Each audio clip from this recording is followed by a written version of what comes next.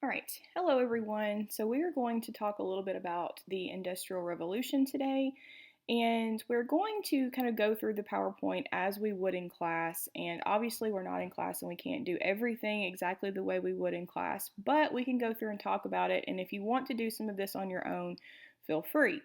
So this first slide is a cause and effect comparing the Industrial Revolution, which we know by this point you've already looked at probably Mr. Shrum's PowerPoint in his lecture, and you know that the Industrial Revolution starts in Britain and it starts in the 1700s through the 1800s. And so we could look at causes and effects of that based on what you've seen from previous slides. So I encourage you to fill out this on your own and kind of go through it and figure out the causes and the effects. And we're going to look at some of those effects today with this PowerPoint.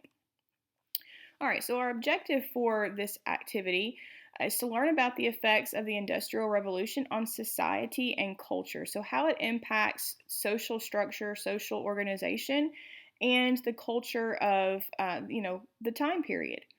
And obviously, we can't be quizzed over this again. I may put something in Google Classroom for you to kind of go through and look at, but this is kind of just what I want you to think about as we go through the PowerPoint. All right, so we're going to look first at factories and factory towns. And during the Industrial Revolution, you're going to see factories develop.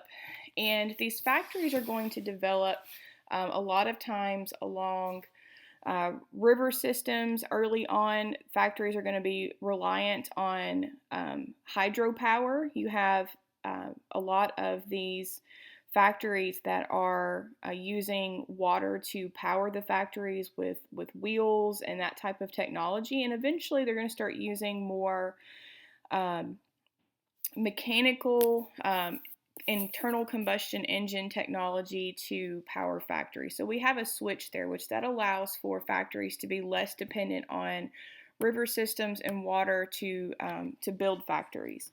And so there's been a switch and a change during this period. You've learned about the cottage industry in previous lessons, and so you see a change from cottage industries where people are now going to actually leave their home and go to work. So they're traveling to cities. A lot of people are going to move to cities from more small towns or rural areas. Now, a lot of these working conditions in factories were very, very just non-existent. These safety factors were not there. Today, we have organizations like OSHA that make sure that people working in factories are well cared for, that you have good working conditions, and this didn't exist during this time period. And so there's no safety codes. A lot of this work is very dangerous for people that are in the factories. These factories have no heat or air conditioning. They're a lot of times very dirty and smelly and cramped, and not anything like what we would see today with working in a factory. A lot of these factories have very long work days, 12 to 14 hours a day. You are not paid any overtime or anything like that. That was the standard work day. Today, we have laws that regulate our work days where an average full-time employee is expected to work about an 8-hour day. That doesn't, that there's obviously change there. So you are paid very little during this time period. You have men competing with women and even children for wages. Men were expected to be paid more than women and children, and so a lot of times factories would employ women and children, very young children, oftentimes because they could pay them less and still get the work done. You have child labor, again, that kept costs of production low and profits high, and so you see children, and you'll see some pictures later in the slide or in the PowerPoint of children working at very, very young ages, under 10 years old in a lot of cases. And we know that that's today is not accepted in most countries and dangerous. Now you also have mind-numbing monotony of the job, so doing the same things over and over again a lot of times can cause you to maybe not be paying attention as much as you should. And so when that happens, working in these environments can become dangerous. And a lot of the owners and minds in the factories are going to exercise control over the lives of their laborers. They're going to tell them, basically how to live their life, what they have to do day in, day out, very controlling over their laborers. Now, life in factory towns is going to kind of grow, around these factories. So you're going to see populations grow as a result. So towns are going to spring up as a result of a lot of the placement of these factories. In a lot of these towns, there's very poor sanitation, pollution is a problem. There are no health codes, and all of these combine together to create kind of the perfect storm for illness. And so you see a lot of people, the life expectancy during this time period is not good. And so a lot of people have very poor health. They have, they suffer from the effects of breathing in pollution.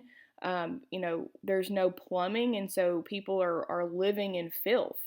And so sickness is going to spread oftentimes in a lot of these factory towns. You also have a rapid population growth through people moving into cities, and a lot of these cities can't keep up with that growth. And so people are living in crowded, tiny, what we would call today tenement housing, which tenement housing is kind of substandard living conditions. A lot of these have, most of these are going to have, no plumbing.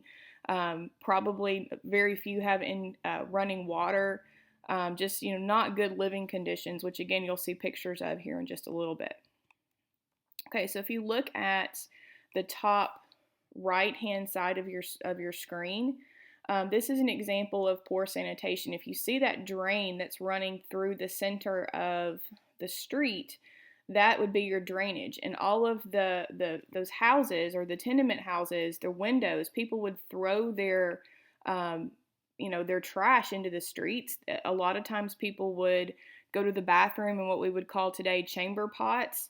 And those chamber pots, in the morning time would be emptied out the window and into the streets. And so everything was to drain into that middle drainage area, which, we know is not the best for sanitation. And you can see how cramped they are. People have their laundry hanging out. It's not the best environment. It breeds illness in this environment. You have cramped tenements. You can see the middle picture. If you look just to the left of that poor sanitation picture, that's an example of a tenement house. And you can see these people are living in a very small room. You've got what looks like a mother and the children sitting there, pots sitting around, not great conditions, living conditions. And then if you look at the chart, you can see the population growth that starts to pick up with the second industrial revolution. And part of that population growth is the result of improvements in farming. So more people have access to food. We have better farming developments, which are going to help spur that population growth.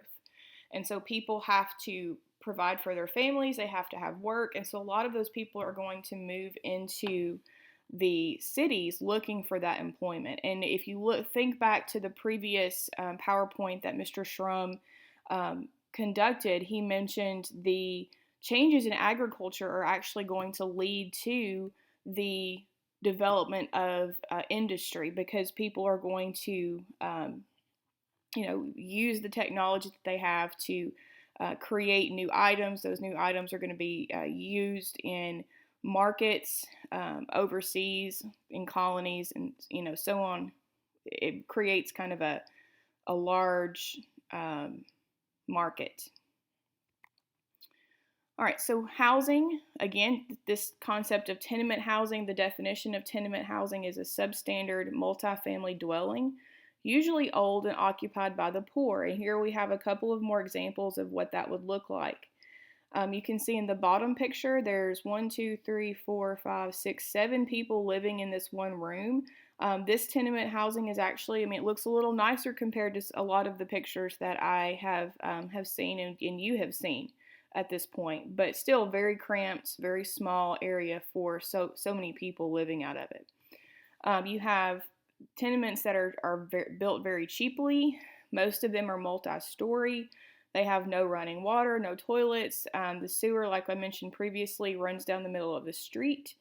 They're crowded, they're breeding grounds for disease, and many of the people living in tenement housing are going to suffer from exposure to pollution. Now, during this period, you're going to see the rise of labor unions. And these labor unions, we have labor unions today, and their purpose is to try to protect the workers and lobby for workers' rights. And so they're going to encourage workers to organize strikes to demand for increased wages and improved working conditions. They're going to lobby for laws. They're going to the governments of the different areas to improve the lives of workers, which include women and children. And they use collective bargaining, or they want to use collective bargaining between labor and management. And so basically, what that means is that the union would go to management and say, these are the things that we want. These are the things we want changed. And this is important because it protects the workers. The workers, if they were to go to management, they may be fearful of losing their job. And so having the labor unions do that for them offers them a little bit of protection. But you see this start to develop during this period, largely because the working conditions were so poor. And so people are wanting to create change to make their lives better. All right, so we have, kind of gaps, large gaps that form in society.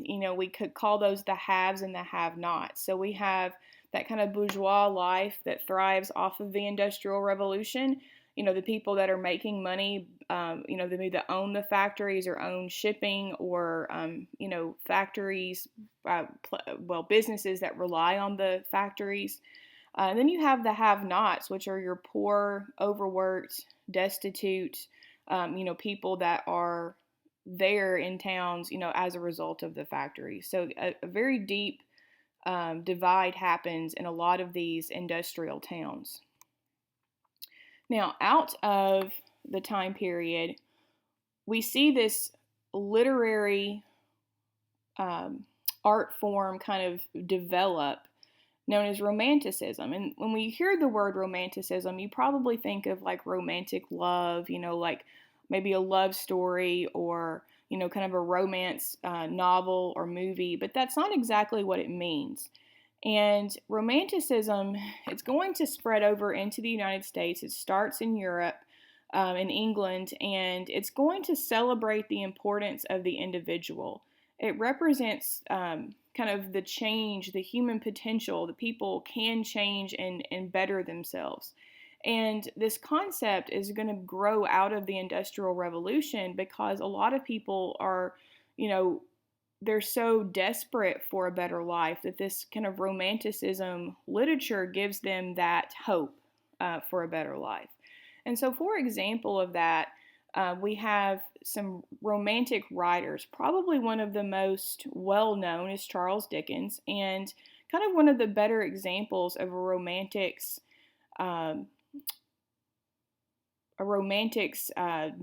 novel would be the story of A Christmas Carol. A lot of us are familiar with that. It's been redone numerous times. I think there's even a Disney version of A Christmas Carol. But basically, the concept here is that you have Ebenezer Scrooge, who owns this factory, and he treats his employees poorly, and you have the family that's kind of at the center of this. He's making them work, and all the way up to Christmas, and the ghosts come and visit Ebenezer in his sleep, and you have the ghosts of Christmas past, present, and future.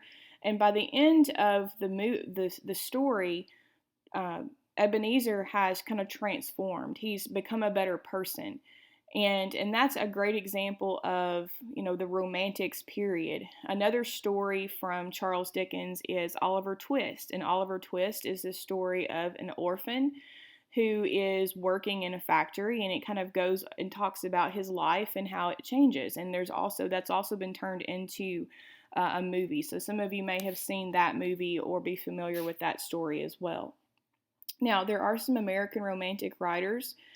You have Walt Whitman, Emily Dickinson, Oliver Wendell Holmes. I mean, all of these people you've probably heard. If you are not familiar with them, you probably will talk about them in your 11th grade English class. That's when you cover American Lit. Now, this is child labor in class. We would actually go through and complete this child labor activity. Because we can't do that, obviously, through YouTube. There is a link here to a video that is kind of showing you some more images for related to the Industrial Revolution. But these are some pictures that kind of show you the working conditions. The children in these pictures are obviously very young. I mean, some of them to me could be as small as 5 or 6 years old. I would like to point out that all of the children in these pictures are barefoot. Some of them have to stand on things to be able to reach the tops of the machines or the tables that they're working at. And so you can see that these are not great conditions for these children to be in. And obviously they're not receiving an education and are probably worked very hard. Now, this would be the exit ticket. This is actually the activity we would do in class, which we're not going to be able to do. But the exit ticket you have here, it says, how do you think the Industrial Revolution impacted society during the time period? How do you think this historical period compares to your life today? Now, obviously, we can't discuss this together, but I would like for you to think about that. Think about how different your life is today compared to the working conditions that these children were exposed to. And there's again another video link here if you wanted to watch that that video clip. So thank you for listening today. If you have any questions, feel free to send me an email, and I will talk to you guys later. Have a good day.